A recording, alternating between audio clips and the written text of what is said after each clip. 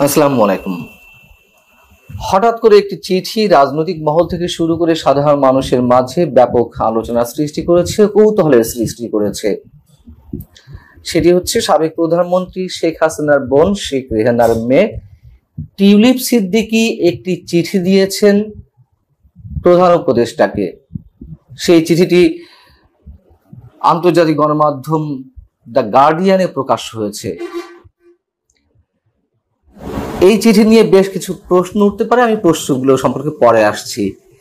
চিঠিতে ডক্টর মোহাম্মদ ইউনূসের প্রতি যে কথাগুলো লিখেছেন টিউলিপ সিদ্দিকী, তার সারমর্ম হচ্ছে এরকম যে তার বিরুদ্ধে বর্তমান অন্তর্বর্তী সরকারের যে অভিযোগ অথবা দুর্নীতি দমন কমিশনের পক্ষ থেকে দুর্নীতির অভিযোগে যে মামলাগুলো তার বিরুদ্ধে করা হয়েছে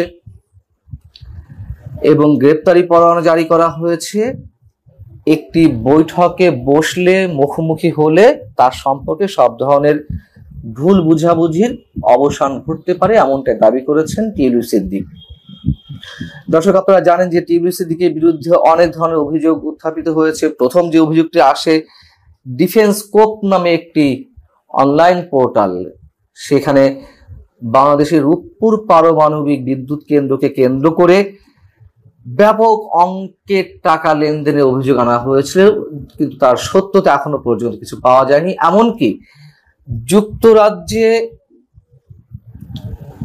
টিউলিপ সিদ্দিকী অথবা তার মা শেখ রেহানা ক্ষমতার অপব্যবহার করে ৭,২০০ স্কয়ার ফিটের একটি ফ্ল্যাট তারা পেয়েছিলেন, যে ফ্ল্যাটটি টিউলিপ সিদ্দিকী ব্যবহার করছিলেন, এরকম অভিযোগ উঠেছে।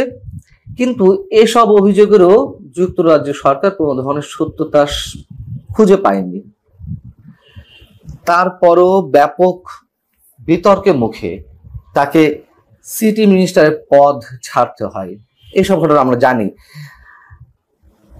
আমরা গার্ডিয়ান যেটি বলছে এবং টিউলিপ সিদ্দিকী ডক্টর মোহাম্মদ ইউনূসকে উদ্দেশ্য করে যে চিঠি দিয়েছেন, সেই চিঠিতে যা বলা হচ্ছে একটু আপনাদেরকে শোনাই সারাংশটুকু। গার্ডিয়ান বলছে, নোবেলজয়ী অর্থনীতিবিদ মোহাম্মদ ইউনূসকে চিঠি দিয়েছেন টিউলিপ সিদ্দিক। ওই চিঠিতে ইউনূসের সঙ্গে সাক্ষাতের অনুরোধ করেন সাবেক সিটি মিনিস্টার। এই সাক্ষাতে চলমান বিতর্ক নিয়ে নিজের অবস্থান তুলে ধরতে চান তিনি। টিউলিপ চিঠিতে লিখছেন, তিনি আশা করেন যে সম্ভাব্য বৈঠক ঢাকার দুর্নীতি দমন কমিটির দ্বারা সৃষ্ট ভুল বুঝাবুঝি দূর করতে সাহায্য করবে। এছাড়া আমার মায়ের বোন শেখ হাসিনার সঙ্গে আমার সম্পর্কের বিষয়টিও তুলে ধরতে চাই। টিউলিপ সিদ্দিকী বলছেন, আমি দুদকের কাছে বিষয়টি স্পষ্ট করার চেষ্টা করেছি, কিন্তু তারা লন্ডনে আমার আইনজীবীদের সঙ্গে যোগাযোগ করতে অস্বীকৃতি জানিয়েছে। স্পষ্টতই ঢাকার একটি এলোমেলো ঠিকানায় চিঠিপত্র পাঠানো হচ্ছে, অর্থাৎ যেই সব ঠিকানায় চিঠিপত্র দেয়া হচ্ছে টিউলিপ সিদ্দিকীকে উদ্দেশ্য করে, সেগুলোর কোনো ভিত্তি নেই, তেমনটাই তিনি উল্লেখ করছেন। এবং এই ফ্যান্টাসি কাল্পনিক তদন্তের প্রতিটি পদক্ষেপ গণমাধ্যমকে জানানো হয়, তবু আমার আইনি দলের সঙ্গে যোগাযোগ করা হয় না। টিউলিপ সিদ্দিকী এসব দাবি করছেন এবং তিনি এও দাবি করছেন যে তার খালার প্রতিপক্ষরা তাকে লক্ষ্য করে উদ্দেশ্য প্রণোদিতভাবে রাজনৈতিক অপপ্রচার চালাচ্ছে। দ্য গার্ডিয়ান বলছে যে যুক্তরাজ্য সরকারের সাবেক সিটি মিনিস্টার বলছেন যে তিনি গ্রেপ্তারি পরোয়ানা সম্পর্কে কিছুই জানেন না, এমনকি তাকে বাংলাদেশে নিতে হলে যুক্তরাজ্য সরকার উপযুক্ত প্রমাণ দিতে হবে যুক্তরাজ্য সরকারের কাছে। এখন যেই প্রশ্নগুলোর কথা বলছিলাম, প্রশ্ন হচ্ছে, এমন একটি চিঠি টিউলিপ সিদ্দিক কেন ডক্টর মোহাম্মদ ইউনূসকে শুধু শুধু দিতে যাবেন? তিনি তো ভালো করে জানেন যে ডক্টর মোহাম্মদ ইউনূস সরকারের মূল যে টার্গেট, মূল লক্ষ্য উদ্দেশ্য, তা হচ্ছে শেখ হাসিনা সরকারকে ঘায়েল করা, মানে যে সরকারের পতন হয়েছে সেই সরকারের সঙ্গে জড়িত এবং আওয়ামী লীগের সঙ্গে যারা জড়িত বা আওয়ামী লীগকে টার্গেট করে যা যা করা দরকার সবকিছুই করবে এবং করা হচ্ছে। সেখানে টিউলিপ সিদ্দিক কেন বোকার মতন এমন একটি চিঠি দিতে যাবেন? এবং এ ধরনের একটি বৈঠকে বসলেই যে সব সমস্যার সমাধান হয়ে যাবে, এটি টিউলিপ সিদ্দিকী কিভাবে আশা করতে পারেন? অথবা তার আগেও বা টিউলিপ সিদ্দিক কিসের ভিত্তিতে আশা করছেন যে ডক্টর মোহাম্মদ ইউনূস তার সঙ্গে বৈঠকে বসবেন? যেটি বলছিলাম যে তার তো জানার কথা শেখ হাসিনা পরিবার বা আওয়ামী লীগের বিরুদ্ধে যাবতীয় যা করার সবকিছুই করছে এবং করবে এই সরকার। এবং আরো বড় যে প্রশ্ন, এই চিঠিটি কেন দ্য গার্ডিয়ানের মতো পত্রিকায় প্রকাশ হতে যাবে বা প্রকাশ হলো? আর সবশেষ যে প্রশ্ন সেটি হচ্ছে, ডক্টর ইউনূস সরকারকে তো অবৈধ বলে আসছে আওয়ামী লীগ, সেই সরকারের প্রধানের সঙ্গে আলোচনায় বসে প্রকারান্তরে কি এই সরকারকে বৈধতা দেওয়া হয় না? বিষয়গুলো আমার কাছে একটু কেমন খাপছাড়া খাপছাড়া লাগছে। তবে চিঠি যে দিয়েছেন বা সেটি গার্ডিয়ানে প্রকাশিত হয়েছে এই বিষয়ে তো আমরা নিশ্চিত। ভালো থাকুন সবাই, আল্লাহ হাফেজ।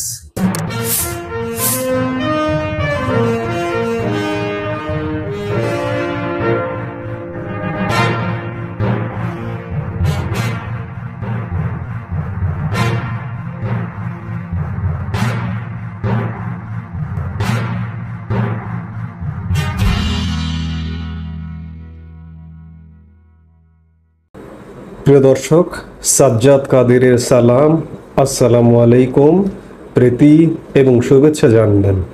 এই মুহূর্তে আপনাদের সামনে কথা বলতে এসেছি ডক্টর ইউনূসের লন্ডন সফরকে ঘিরে কি ঘটতে যাচ্ছে, এই প্রসঙ্গটা নিয়ে আপনাদের সামনে কথা বলবো। আপনারা জানেন যে ইতিমধ্যে বাংলাদেশের অন্তর্বর্তীকালীন সরকারের প্রধান উপদেষ্টা ডক্টর মোহাম্মদ ইউনূসের লন্ডন সফর শিডিউল হয়ে গেছে। আগামী 9 জুন তিনি লন্ডনের উদ্দেশ্যে ঢাকা ত্যাগ করবেন 4 দিনের সফরে। এটি তার 11তম সফর, 11তম মাসে 11তম সফর। পৃথিবীর কোনো সরকার প্রধান বা রাষ্ট্রপ্রধানের রেকর্ড সফর। এবং এই সফরটি 4 দিনের, আমি যেটি বললাম, তিনি 9 জুন ঢাকা ত্যাগ করবেন এবং 13 জুন লন্ডন থেকে বাংলাদেশের উদ্দেশ্যে রওনা দিয়ে 14 জুন বাংলাদেশে পৌঁছাবেন। 4 দিনের সফরে তিনি 12 জুন ব্রিটিশ রাজা তৃতীয় চার্লসের কাছ থেকে সম্মানজনক কিংস চার্লস হারমোনি অ্যাওয়ার্ড গ্রহণ করবেন। মূলত এটি তার সফরের মূল উদ্দেশ্য। এবং সফরকালে তিনি ব্রিটিশ প্রধানমন্ত্রী কিয়ার স্টারমার, বিরোধী দলীয় নেতা কেমি বার্ডেনক, ব্রিটিশ পার্লামেন্টের স্পিকার, কমনওয়েলথ ও আইএমও এর মহাসচিবের সঙ্গে সাক্ষাৎ করতে পারেন বলে জানা গেছে। তবে লন্ডন সফর নিয়ে বিশেষ করে বাংলাদেশের রাজনীতি, তিনি একটা অ্যাওয়ার্ড গ্রহণ করবার জন্য যাচ্ছেন। বাংলাদেশের রাজনীতি কিন্তু নতুনভাবে মোড় নিচ্ছে, নতুন ঘুরপাক খাচ্ছে লন্ডন সফরকে কেন্দ্র করে।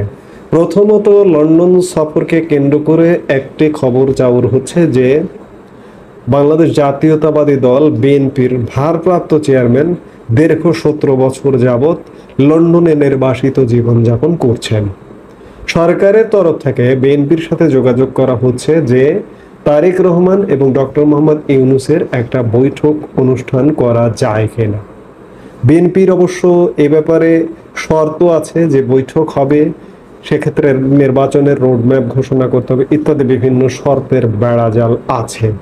এবং সূত্রের খবর যে ডক্টর মোহাম্মদ ইউনূসের 9 জুন সফরের আগে, ঈদের ঠিক পরে পরে এই সরকারের একজন প্রভাবশালী কর্মকর্তা, যিনি ভারতের প্রধানমন্ত্রী নরেন্দ্র মোদীর সাথে ডক্টর মোহাম্মদ ইউনূসের বৈঠকের মূলত মেইন অ্যারেঞ্জার হিসেবে ভূমিকা পালন করেছিলেন, সেই কর্মকর্তা ঈদের পরে পরে লন্ডনে যেতে যাচ্ছেন এবং তারেক রহমানের সাথে বৈঠকটি নিশ্চিত করবেন, এমনটাই বলা হচ্ছে।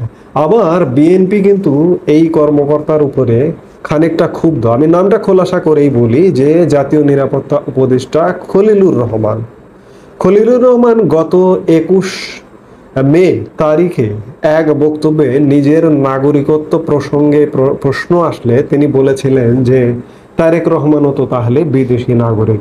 তো খলিলুর রহমানের এই মন্তব্যের পরিপ্রেক্ষিতে বিএনপি ক্ষুব্ধ হয়েছিল এবং খলিলুর রহমানের পদত্যাগ দাবি করেছিল।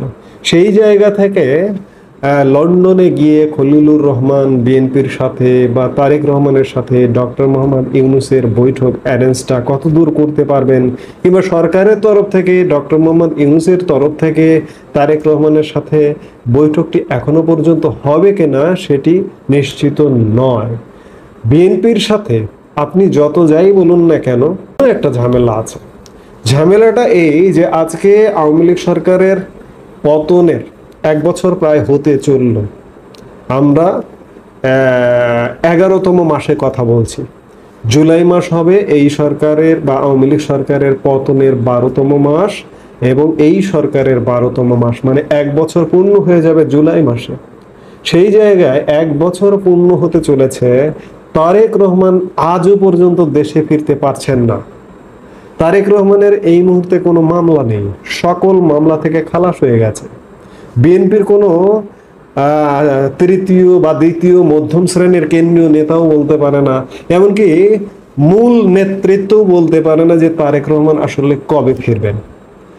এই লন্ডন সফরের পর কি ডক্টর মোহাম্মদ ইউনূসের সাথে তারেক রহমানের যদি বৈঠক হয়, তাহলে কি তারেক রহমানের দেশে ফেরার যে জটিলতা, দেশে ফেরার সিগন্যালটাকে মিলবে, কিংবা তারেক রহমানের ফেরাটা কি আরো অনিশ্চিত হয়ে যাবে? এরকম নানান প্রশ্ন ঘুরপাক খাচ্ছে। অন্যদিকে ডক্টর মোহাম্মদ ইউনূসের লন্ডন সফরকে কেন্দ্র করে বাংলাদেশের আর এক প্রধান রাজনৈতিক দল বাংলাদেশ আওয়ামী লীগ, যেটি সর্বশেষ ক্ষমতাসীন ছিল, ক্ষমতা থেকে বিদায় নিয়েছে, লন্ডন সফরকে কেন্দ্র করে আওয়ামী লীগ লন্ডনে ব্যাপক শোডাউনের পরিকল্পনা করছে। সারা ইউরোপে, সর্ব ইউরোপে আওয়ামী লীগের নেতা কর্মীরা ছড়িয়ে আছে এবং ইউরোপে আওয়ামী লীগের একটা স্ট্রং ভিত্তি আছে। সারা ইউরোপ থেকে লন্ডনে আওয়ামী লীগ নেতা কর্মীদের জড়ো করবার একটা কর্মসূচি চলছে বলে সূত্রের খবর। বিশেষ করে ডক্টর মোহাম্মদ ইউনূস যেখানে যেখানে যাবেন সেখানে সেখানে বিক্ষোভ প্রদর্শন করা হবে, এমনটাই খবর। শুধু তাই নয়, লন্ডনে আসছেন যুক্তরাষ্ট্র থেকে প্রধানমন্ত্রী শেখ হাসিনার পুত্র সজীব ওয়াজেদ জয়, এমন একটি খবরও চাউর হয়েছে।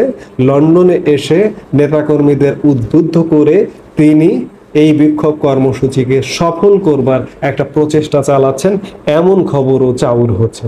এবং সজীব ওয়াজেদ জয়ের কর্মসূচির মধ্যে রয়েছে যে লন্ডন সফরে আওয়ামী লীগের ব্যাপক শক্তি সমর্থ প্রদর্শন করে ডক্টর ইউনূসের কর্মসূচিকে বাধাগ্রস্ত করে খানিকটা সজীব ওয়াজেদ জয় আরো কিছু নেতৃবৃন্দকে নিয়ে ভারতে তার মার সাথে দেখা করতে যাবেন, এমনটাই সূত্রের খবর।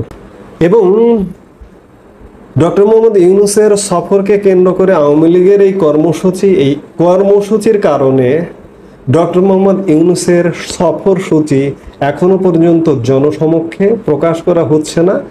ব্রিটিশ রাজার কাছে পুরস্কার নেওয়ার কর্মসূচিটা ছাড়া এবং অন্যান্য যে কর্মসূচিগুলো আছে ডক্টর মোহাম্মদ ইউনূসের, সেই কর্মসূচিগুলো প্রকাশ্যে আনা হচ্ছে না আওয়ামী লীগের এই থ্রেটের ভয়ে। এবং শেষ পর্যন্ত হয়তো এমনটাও হতে পারে যে অন্যান্য কর্মসূচি যেগুলো থাকবে ডক্টর মোহাম্মদ ইউনূসের, সেই কর্মসূচিগুলো প্রকাশ্যে আসবে না। এখন সবকিছু মিলে বলা যেতেই পারে যে লন্ডনে তারেক রহমানের সাথে ডক্টর মোহাম্মদ ইউনূসের দেখা হচ্ছে, অন্যদিকে সজীব ওয়াজেদ জয় মার্কিন যুক্তরাষ্ট্র থেকে ছুটে আসছেন, আওয়ামী লীগ, বিএনপি এবং ডক্টর মোহাম্মদ ইউনূস, এই সব কিছু মিলে লন্ডন এই মুহূর্তে মূল কেন্দ্রে, রাজনীতির দৃষ্টির কেন্দ্রে পরিণত হচ্ছে বলেই মনে হচ্ছে।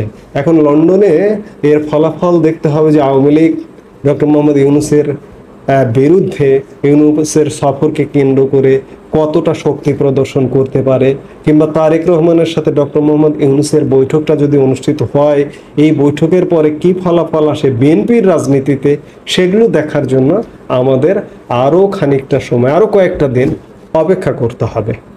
সে পর্যন্ত আমরা অপেক্ষা করব এবং দেখব। এই মুহূর্তে এ পর্যন্তই। সবাই ভালো থাকুন, সুস্থ থাকুন।